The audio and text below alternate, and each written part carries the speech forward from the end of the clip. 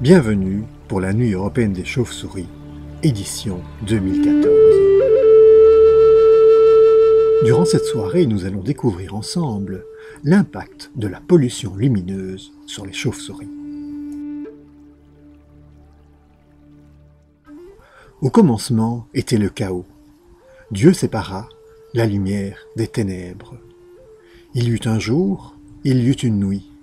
Dieu vit que cela était bon. C'était le premier jour. Durant des millions d'années, il en fut ainsi. Jusque, bien plus tard, l'homme décida d'en faire autrement.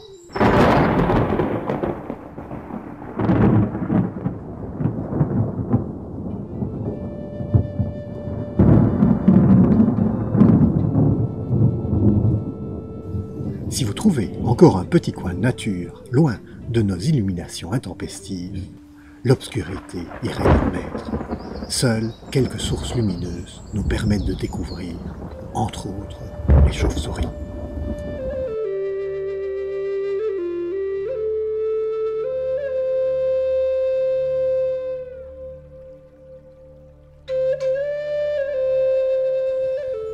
Ces dernières décennies, nous avons complètement modifié le visage de notre planète. Nous avons urbanisé nos campagnes, canalisé nos rivières, endigué nos côtes. Et la fée électricité nous a aidés à éclairer tout ça durant la nuit.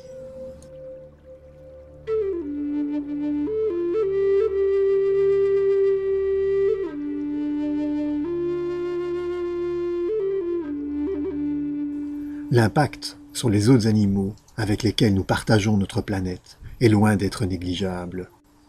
Nous avons placé cette lampe à vapeur de mercure en pleine forêt. Celle-ci est devenue un véritable aspirateur à papillons nocturnes.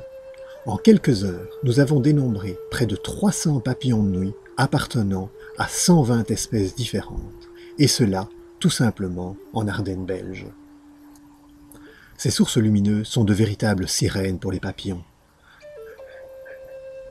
Ils viennent s'échouer autour de ces lampadaires et pendant ce temps ne se reproduisent pas.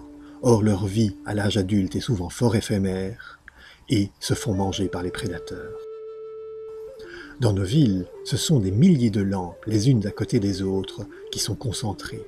Cela crée un halo lumineux qui éclaire tout le ciel. Cette fois, nous n'avons donc plus un point ponctuel de pollution lumineuse, mais une région entière qui est retirée de l'obscurité.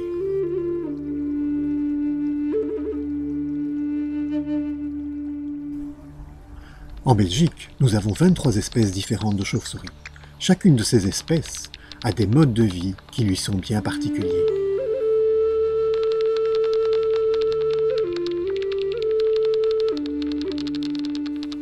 La pipistrelle commune est, comme son nom l'indique, largement l'espèce la plus fréquente. On la rencontre aussi bien en plein cœur de la forêt que dans une ville. Cette maison abrite une importante colonie de pipistrelles. On en dénombre plus de 500. Les pipistrelles sont les lève-tôt. Il n'est pas rare de les voir sortir, avant même que le soleil soit déjà couché.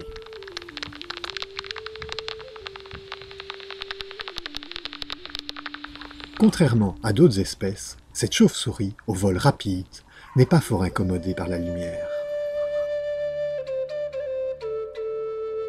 Lorsqu'elle sort chasser au crépuscule alors qu'il fait encore clair, la première chose qu'elle fait, c'est se diriger vers la forêt afin d'être à l'abri des prédateurs. Mais là tout de suite, remarquez, on commence la soirée par faire un petit pipi.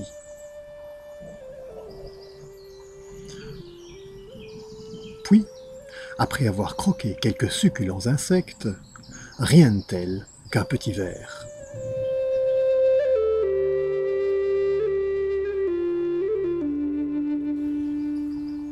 On l'a vu, les lampadaires attirent les insectes, et les insectes attirent les chauves-souris. Il n'est dès lors pas étonnant de retrouver notre ami chassé en dessous de nos éclairages nocturnes. Les espèces de chauves-souris qui tolèrent la lumière semblent donc être favorisées par toutes nos illuminations. Et de fait, les espèces qui sont restées les plus communes sont justement celles qui profitent de cette manne d'insectes. La cérotine est une espèce bien plus grande que la pipistrelle, mais dont les mœurs sont très similaires. Sur cette séquence, observons en détail comment elle fait pour attraper ses proies. La cérotine a repéré un papillon de nuit, pas encore visible sur l'image, qu'elle va essayer de capturer avec l'uropatagium, c'est-à-dire la membrane qui est tendue entre ses deux pattes. Elle va l'utiliser comme une épuisette pour essayer de ramener le papillon de nuit jusqu'à sa bouche. Hélas, ici elle a mal calculé son coup, et cela se termine par un simple looping.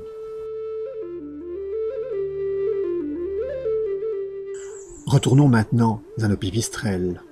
La nuit touche à sa fin, et il est temps de rentrer au bercail. Durant la nuit, chacun de ces individus a mangé jusqu'à 3000 insectes.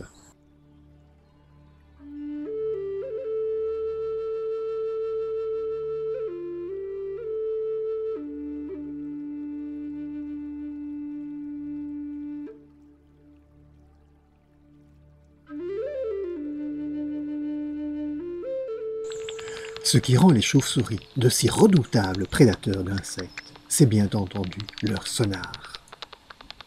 Dans l'obscurité, cet instrument de précision leur donne un atout qui leur permet de surpasser tous les autres animaux. Le principe de l'écholocation est simple. La chauve-souris envoie un ultrason. S'il y a devant elle un obstacle ou un insecte, celui-ci rebondira et reviendra vers la chauve-souris sous forme d'un écho. Mais tout instrument, aussi perfectionné qu'il soit, a ses limites.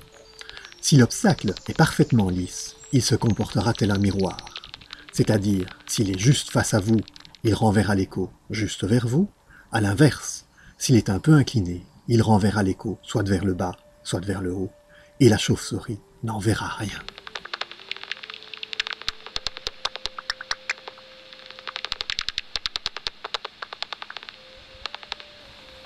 Cette gouttière est invisible pour leur sonar.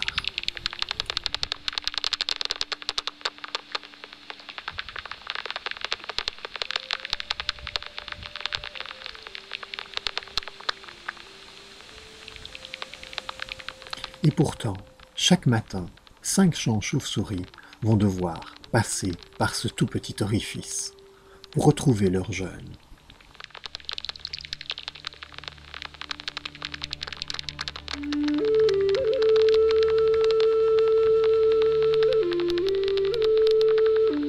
On l'a dit, la pipistrelle est restée commune, probablement parce qu'elle a réussi à s'adapter à l'homme, et en particulier à l'éclairage nocturne.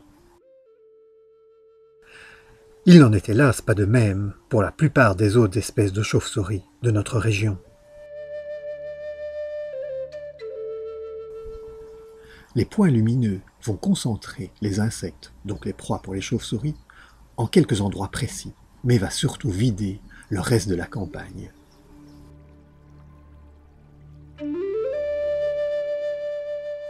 L'oreillard, lui, glane les insectes posés sur les feuilles d'arbres de la forêt. Ce comble d'église abrite une importante population de cette espèce de chauve-souris, qui déteste par ailleurs la lumière. Cette face de l'église est éclairée. Aucune chauve-souris ne sort de ce côté. À l'inverse, l'autre face de l'église est restée dans l'obscurité.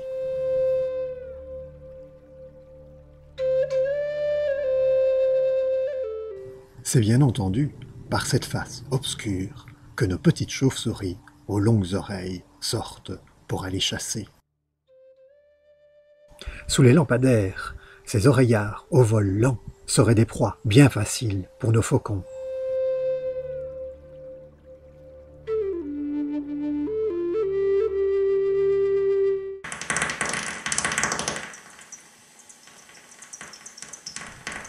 Même la lumière naturelle peut déranger nos chauves-souris. En Angleterre, des chercheurs ont démontré que par nuit de pleine lune, les vespertions d'Aubenton que nous voyons chasser ici diminuent leur activité. L'éclairage des plans d'eau peut avoir un effet dévastateur sur les insectes aquatiques. Les adultes, souvent ailés, ne vivent parfois que quelques heures. Si durant cette courte période, ils sont attirés par les lumières, alors ils ne se reproduiront jamais. Observons maintenant l'influence de l'éclairage sur le comportement de chasse du Dobinton.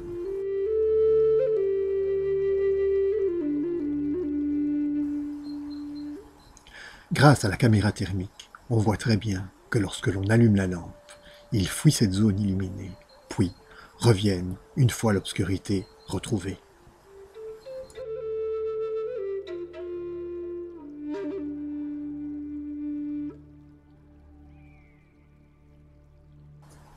Le Vespertion Dobinton est une petite chauve-souris qui chasse les insectes au-dessus des plans d'eau dépourvus de remous et de végétation.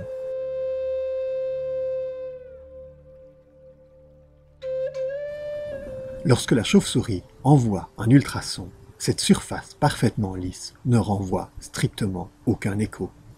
A l'inverse, si un insecte est posé sur l'eau, alors il devient visible pour le sonar de la chauve-souris.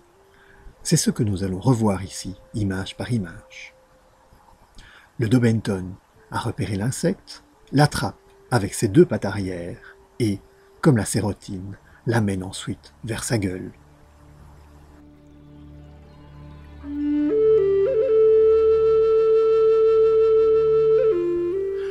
Nos Dobinton ont fondé ici leur colonie de reproduction dans un endroit complètement obscur de la grotte.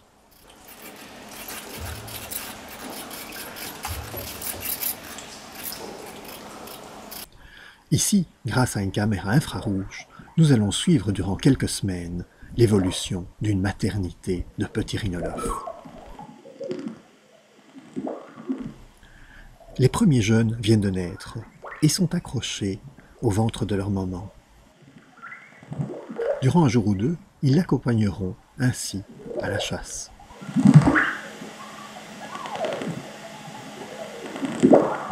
Mais très rapidement, le poids du bébé deviendra un fardeau trop important que pour aller chasser.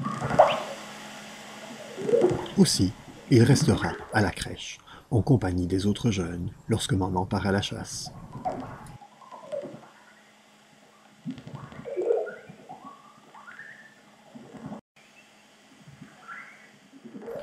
Les jeunes petits rhinolophes sont des animaux très bien éduqués. Ils passent de longs temps à se laver et, lorsqu'ils bâillent, mettent leurs mains devant la bouche.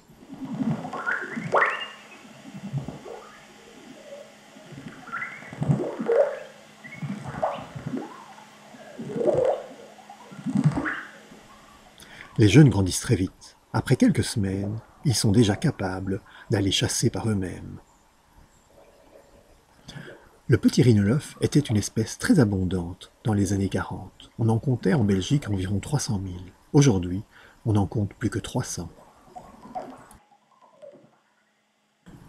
Les causes de disparition sont multiples, principalement les pesticides, mais sans aucun doute aussi les modifications de notre paysage, l'éclairage, d'une part, et d'autre part, l'arrachage des haies, cette espèce suivant constamment celle-ci.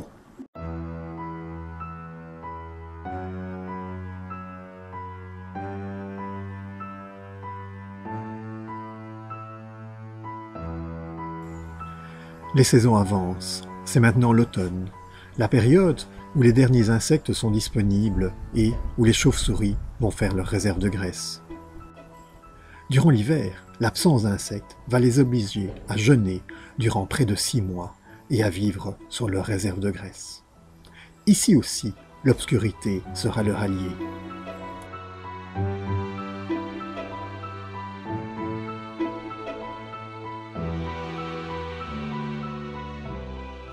Au fond d'anciennes mines ou de grottes, elles seraient des proies très faciles pour les prédateurs.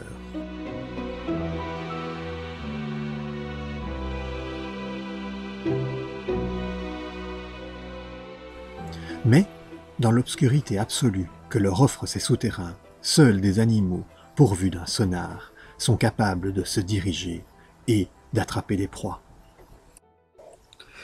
Les chauves-souris sont donc bien des animaux de la nuit. Que ce soit pour la chasse, la reproduction ou l'hibernation, l'absence de lumière est un atout pour elles.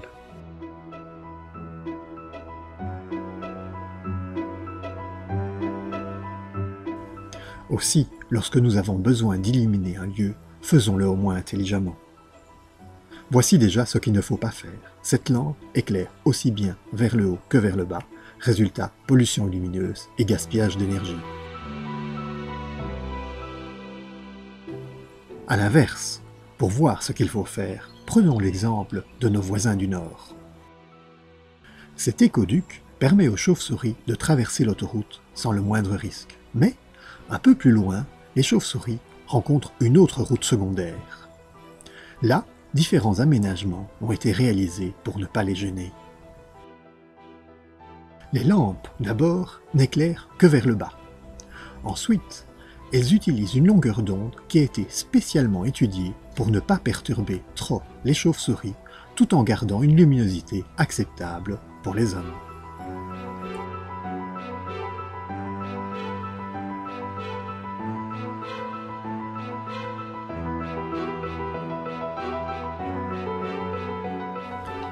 Les chicanes réduisent la vitesse des voitures et surtout, les lampes sont reliées à des détecteurs de mouvement. Ainsi, celles-ci ne s'allument que lorsque cela est utile et qu'il y a une voiture.